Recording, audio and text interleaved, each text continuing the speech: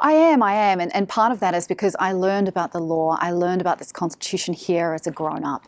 I learned about the Reagan administration as a child in New Zealand, and of course the United States exports its culture, its movies, its news. So no matter what corner of the world you're in or you're from, you're exposed to the United States from a very young age. And so to then move here, go to grad school here, learn about law, policy and the Constitution.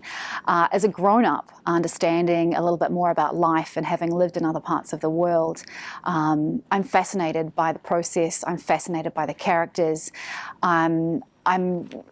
It's important to me that people understand more about the Constitution than they probably do, because it affects our lives, our everyday lives, in very meaningful ways and in ways I think people don't think about.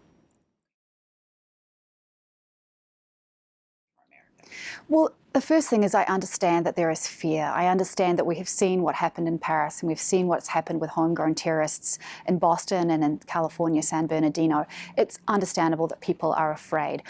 I live here, I have a young child. I concern myself with going through Grand Central Station, with being near Times Square, some of the places where we all know could be potential places where terrorists might want to cause harm.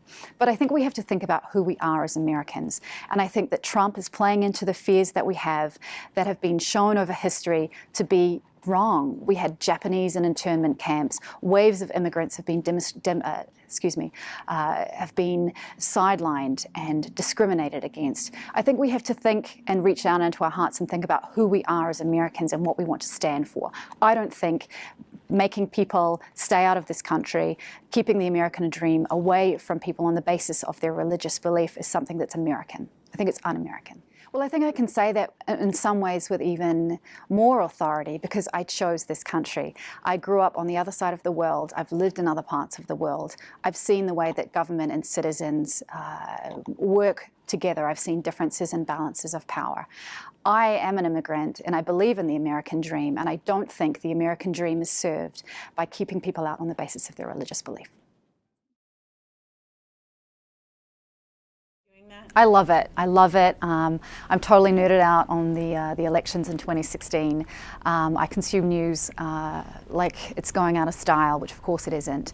I think the GOP race is fascinating for a number of reasons. Not number one, it's huge, obviously, and we have this incredible mix of outsiders from business, from medicine, and then we have the GOP establishment candidates who, prior to some of these candidates, the outsiders coming in, think that their chances were probably going to be quite different. Okay.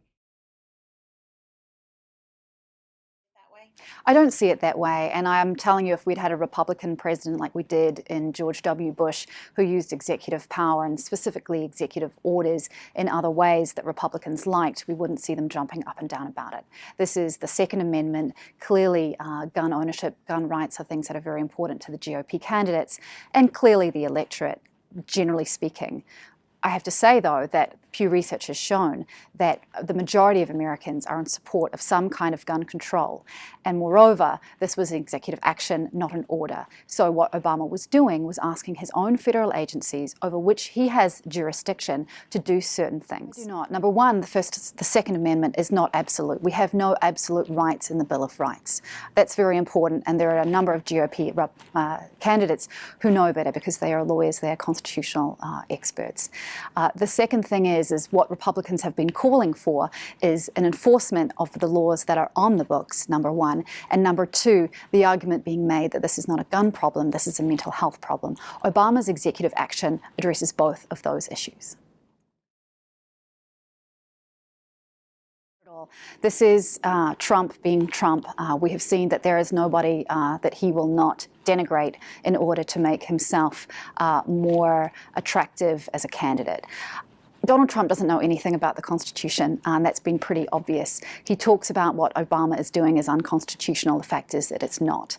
What we're seeing with Ted Cruz is the latest in a long line of, as I said, denigrations or criticisms. It was Obama in 2008 and again in 2012 where Donald Trump was at the forefront of the birther conspiracy. And now, with not much else to go against Ted Cruz on, he is starting the rumblings of the same birther conspiracy.